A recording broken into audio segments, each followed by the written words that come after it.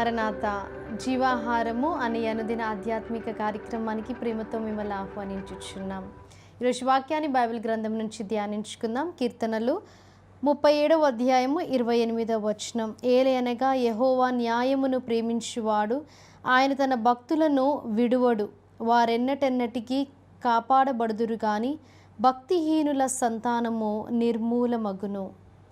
దేవుడు న్యాయమును ప్రేమించే దేవుడు. ఈ లోకములో దేవుని సన్నిధానంలో ఉండి ఎన్నో ప్రార్థనలు చేసినప్పుడు, భక్తిగా మనము జీవించినప్పుడు, కష్టం వచ్చిన వెంటనే, శ్రమ వచ్చిన వెంటనే దేవుడు మమ్మల్ని విడిచిపెట్టాడు. అలాగే మరి మా వైపు దేవుడు చూడడం లేదు, మా జీవితంలో కార్యాలు జరగడం లేదు అని మనము అనుకునే వారముగా ఉంటాం. ఈ లోకం అంతయు కూడా అన్యాయముతో నిండుకొని ఉంది. కానీ దేవుడు న్యాయము చేసే దేవుడు, ఎందుకంటే ఆయన న్యాయమును ప్రేమించే దేవుడు.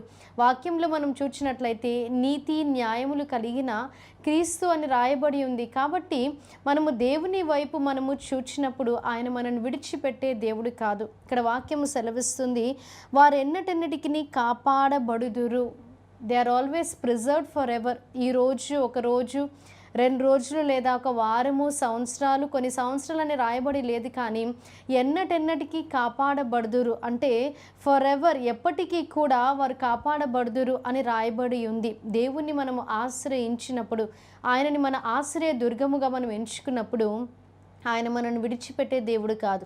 ఇక్కడ వాక్యంలో మనం చూసినట్లయితే ఆయన తన భక్తులను విడువడు అని వాక్యం సెలవిస్తుంది. మన పరిస్థితి ఎలా ఉన్నా సరే, శ్రమలో ఉన్నా, కష్టాల్లో ఉన్నా, నష్టాల్లో ఉన్నా, కరువులో ఉన్నా ఆయన మనని విడిచిపెట్టే దేవుడు కాదు. అనేక సార్లు మనము ఏమనుకుంటామంటే భక్తి లేని వారు బాగుగా ఉన్నారు, వారు దీవించబడుతున్నారు, ఆశీర్వదించబడుతున్నారు అని అనుకుంటాం.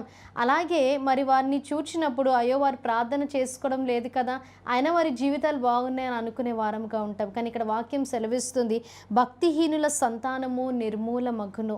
కాబట్టి మనము మన పరిస్థితులు ఎలా ఉన్నా సరే భక్తిగా, నీతిగా మనము జీవించినప్పుడు మనని ఆయన ఎప్పటికీ కూడా, ఎన్నటికీ కూడా విడిచిపెట్టే దేవుడు కాదు. అలాగే ఎప్పటికీ కూడా మనని కాపాడుతాడని దేవుడు వాగ్దానము చేస్తున్నాడు. కాబట్టి ఉదయకాల సమయమున ఈ వాక్యాన్ని నీవు వినుచున్నావేమో, దేవుడు మరి వాక్యం ద్వారా తెలియచేస్తున్నాడు, నిన్ను ఎప్పటికీ నేను కాపాడే దేవుడిగా ఉన్నాను, నిన్ను ఎన్నడూ కూడా నేను విడిచిపెట్టే దేవుడు కాదు. కాబట్టి శ్రమ వచ్చినా, కష్టము వచ్చినా దేవుడు విడిచిపెట్టాడు అని మనం అనుకోకూడదు. కానీ ఆయన మనల్ని ఎన్నటెన్నటికీ కూడా కాపాడే దేవుడిగా ఉన్నాడని నమ్మి విశ్వసించాలి. ఇటు వాక్యాన్ని దేవుడు మీ వినికిడిలో, హృదయంలో భద్రపరిచి దీవించి ఆశీర్వదించునుగాక.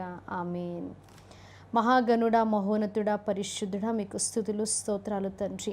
దేవా, వాక్యం ద్వారా మీరు మాతో మాట్లాడి ఉన్నారు. అవును తండ్రి, భక్తులని తండ్రి ఎన్నడూ కూడా మీరు విడిచిపెట్టే దేవుడు కాదు. అలాగిన తండ్రి ఎప్పటికీ కూడా వారిని కాపాడుతానని తండ్రి వాక్యం ద్వారా మీరు మాతో మాట్లాడి ఉన్నారు. విన్న వాక్యాన్ని ప్రతి హృదయమును మీరు భద్రపరిచి దీవించి ఆశీర్వదించండి.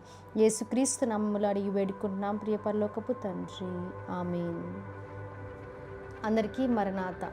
దేవుడు మిమ్మల్ని దీవించి ఆశీర్వదించును గాక. ఆమేన్.